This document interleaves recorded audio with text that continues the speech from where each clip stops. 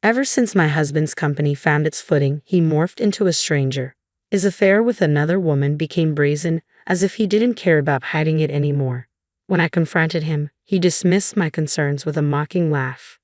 "You're worthless, living off my earnings. Be thankful I even bother with you," he spat, his contempt oozing with every word. "Get a job if you're so unhappy." Defiant, I accepted his challenge.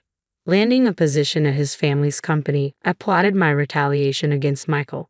I'm Karen, once content as a 34-year-old homemaker, while Michael, my 36-year-old husband, managed a printing business. Our romance sparked in the corridors of our workplace. He was in sales and I in illustrations. Our love story culminated in marriage when I was 26.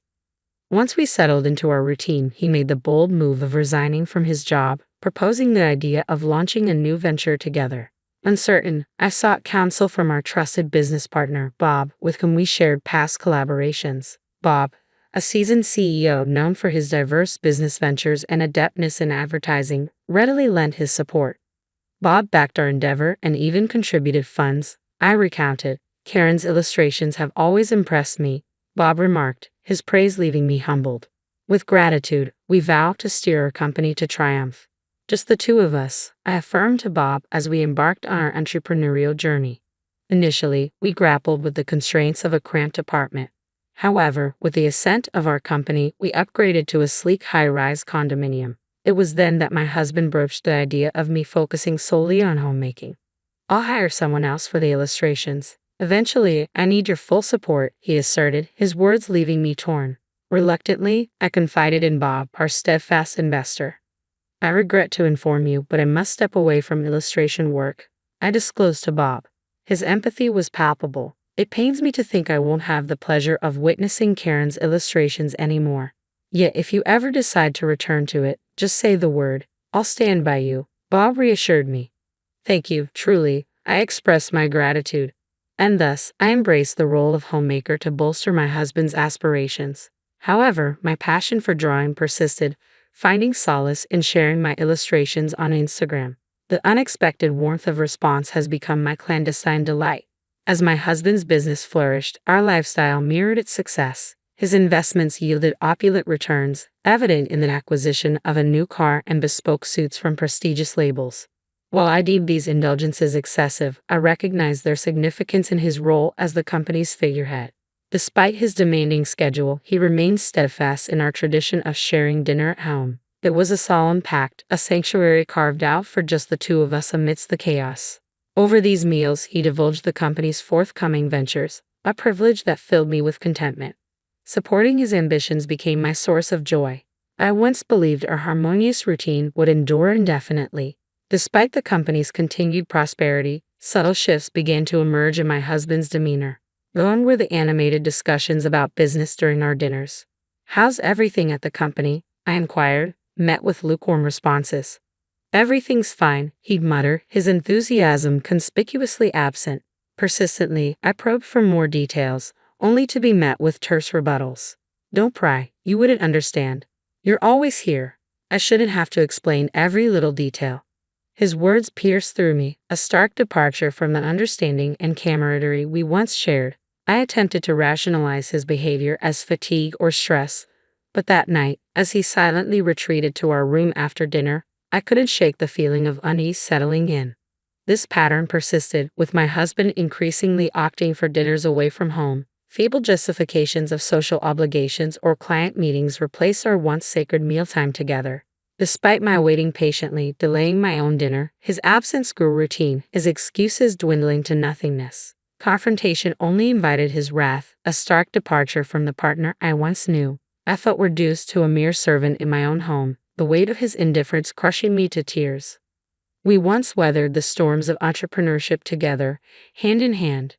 Now, I found myself relegated beneath even his employees, my sacrifices met with scorn rather than appreciation. My domestic duties weren't born out of a passion for homemaking.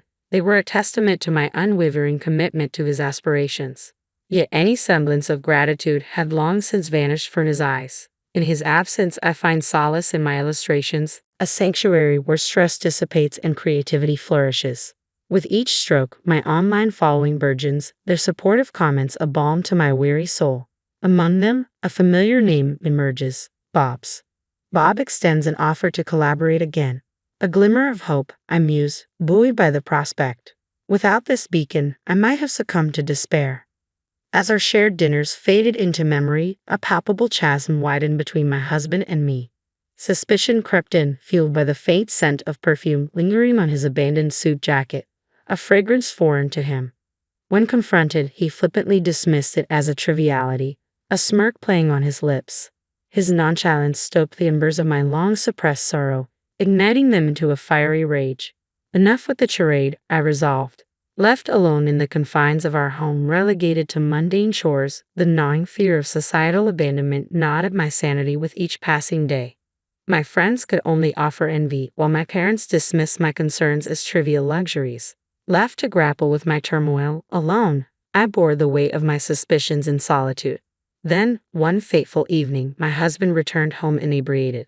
Amidst my desperate efforts to tend to him, a damning discovery awaited, a crimson imprint adorning his shirt collar. Its presence could not be dismissed as innocent, a glaring testament to another woman's trespass. In that moment, I unearthed undeniable evidence of my husband's betrayal. With resolve coursing through my veins, I confronted him the following day, brandishing the damning garment. "Where were you last night, and what is this?" I demanded, pointing to the incriminating mark. Though caught off guard by the lipstick stain, my husband remained eerily composed in the face of my accusation. "I was out with friends at a bar. Must have happened then, right? You'd need to take off your jacket for that. Didn't you notice?" he retorted, his words laced with defiance. Unconvinced by his feeble alibi, I responded, "I don't recall." With a sudden motion, my husband rose from his seat, his hand connecting with my cheek in a searing slap. Stunned, I stumbled backward, reeling from the unexpected blow, the sting of pain radiating across my skin. "When will you understand? Who do you think is providing for us?" he spat before retreating to his sanctuary. I watched his departure, tears tracing silent paths down my cheeks. In that moment, the truth struck with brutal clarity. My husband's love had waned, leaving behind a cavernous void. I was left shattered by the cold reality of our fractured relationship. From that day forth, my husband's temper became increasingly volatile. His displeasure manifested in violent outbursts, whether it be at a meal I had prepared or any perceived infraction. The once tender moments of our marriage were now eclipsed by a shadow of fear and uncertainty. "This tastes atrocious. Do you even pay attention to what I eat?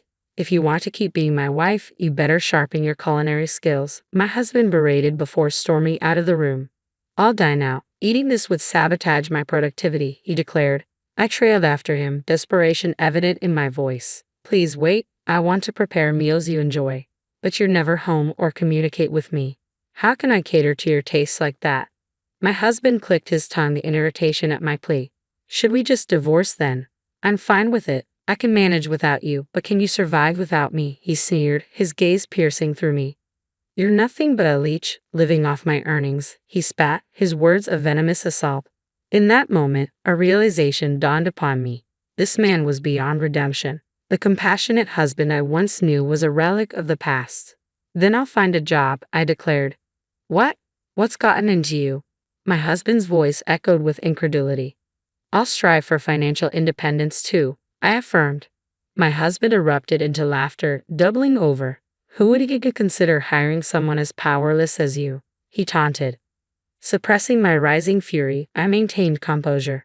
Reacting with anger would only escalate the abuse. If I couldn't win through strength, I needed to strategize differently.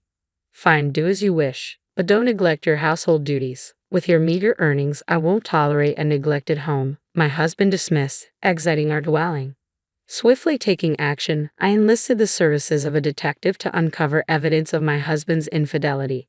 The findings were damning, a trove of incriminating photographs capturing my husband's dalliances with extravagantly dressed women, reveling in drinks and discreet hotel entrances. It was a mosaic of betrayal, with not just one, but several women ensnared in his web of deceit.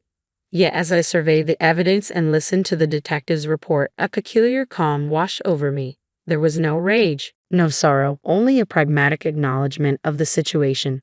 The ostentatious behavior that had once irked me now served as a conduit for undeniable proof. 1 week later, adorned in my finest attire, I ascended to a restaurant atop a luxurious hotel. Despite my efforts, I felt out of place amidst the opulent clientele. With a hesitant step, I approached the reserved table, where Bob awaited. My apologies for the delay, I offered, but Bob's warm smile assuaged my apprehension as he motioned for me to take a seat. Karen, no need for apologies. I've been eagerly anticipating our meeting. Your presence is worth the wait, Bob reassured, casting aside any notion of inconvenience. Bob had played a pivotal role in our journey to independence, generously backing us financially when my husband and I decided to venture out on our own. Now, he held a prominent position as the president of my husband's parent company. I'm immensely grateful for your unwavering support during our leap to independence. Your confidence in us meant the world. I expressed my gratitude.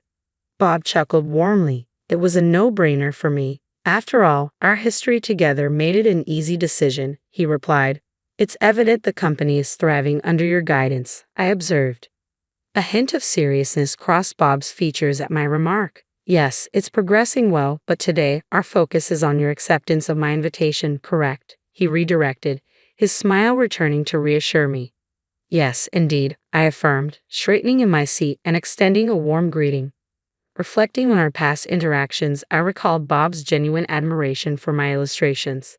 He had been instrumental in providing funding for our venture into independence, recognizing the value I brought to the table. Moreover, he had been the lone voice cautioning against the path of becoming a homemaker. Though we had lost touch, Bob's reemergence in my life through social media rekindled our connection, leading to regular exchanges via email and text messages. You always had a keen understanding of my illustrations, didn't you? I remarked. I've been a fan of your work for quite some time. I'm thrilled you never gave up on illustrating. Your decision to reach out to me caught me off guard, though, Bob confessed. Bob had extended offers for me to join his team as an illustrator on multiple occasions, but my domestic responsibilities had always stood in the way. However, after much contemplation, I had recently made the decision to accept his proposal. In a recent conversation with my husband, Bob had seemed hesitant yet determined, and now, as he locked eyes with me, a sense of anticipation hung in the air. Bob's words hit me like a bolt from the blue. Michael's company has garnered quite a negative reputation, he divulged. What? That's surprising. Michael always spoke so highly of his job. I never imagined this, I mused, taken aback by the revelation. I've been closely involved for a while now, but as the company expanded, the quality of their work took a nosedive. Missed deadlines, errors, and he seems oblivious to it all. Bob lamented. Is this reputation widespread? I inquired, a knot forming in my stomach.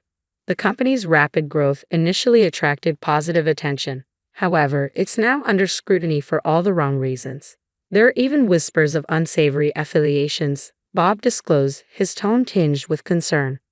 I had no idea. I've been so out of touch with Michael's professional life, I realized, a pang of unease settling in.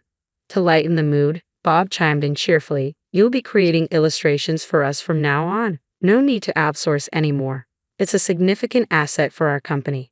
I appreciate your understanding and flexibility regarding my family commitments. I express my gratitude. No worries at all. We believe in maintaining a healthy work-life balance for our employees, Bob reassured with a smile. And so, I embarked on my journey working for Bob. With my sole focus on illustration tasks, there was no need for me to commute to the office.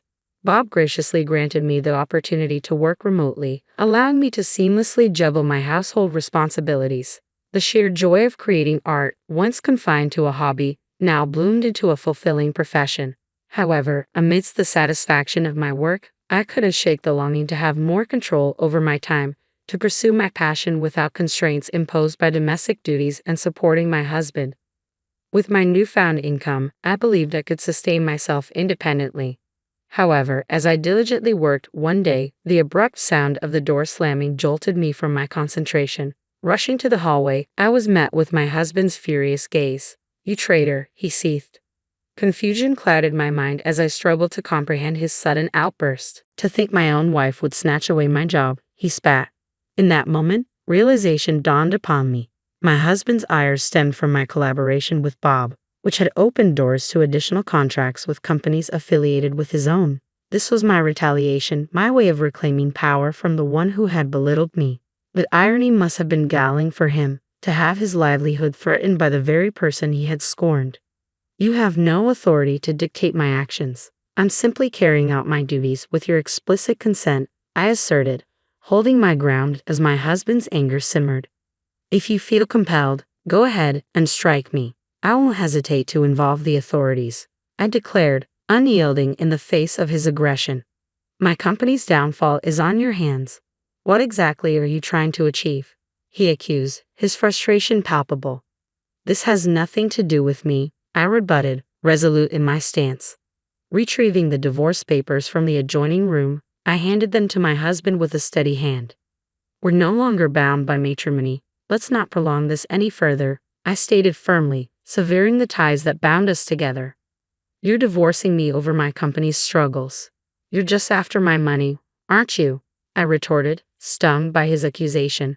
I could have ended this marriage whenever I please, but I chose to wait. Now that I'm successful and earning, suddenly it's convenient for you to walk away. Wait a moment. Let's discuss the future of the company first before we rush into divorce. We founded it together, remember? You're the one who ousted me from that company, my husband interjected, a hint of desperation creeping into his voice. I severed all ties with that company, and I intend to seek proper compensation, I asserted firmly, unyielding in my resolve. Michael's frustration was evident, his agitation palpable as he gnawed on his lip in vexation. How shameless can you be? You have no right to talk about compensation when you're the one initiating the divorce. Do you even realize how many times you've hurt me and your affairs? I had undeniable proof, I retorted, brandishing the incriminating photographs. As he beheld the evidence of his infidelity, my husband's facade crumbled, and he sank to his knees, pleading with desperation. Please, I beg of you. The company's on the brink of collapse. I can't handle the added burden of compensation or a divorce. I need your support now more than ever. Everyone has abandoned me the moment they caught wind of our troubles. You're the only one left, he implored, his voice quivering with raw vulnerability. I dismissed his desperate plea as utterly futile. Gathering only my essentials and work materials, I departed from the house without a backward glance. My return home only occurred once the divorce proceedings were concluded, solely to retrieve my belongings.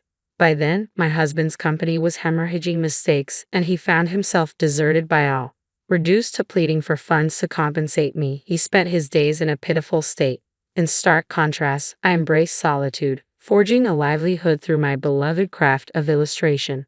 With each stroke of the pen, I accumulated wealth, all while upholding my integrity, a stark contrast to my ex-husband's downfall.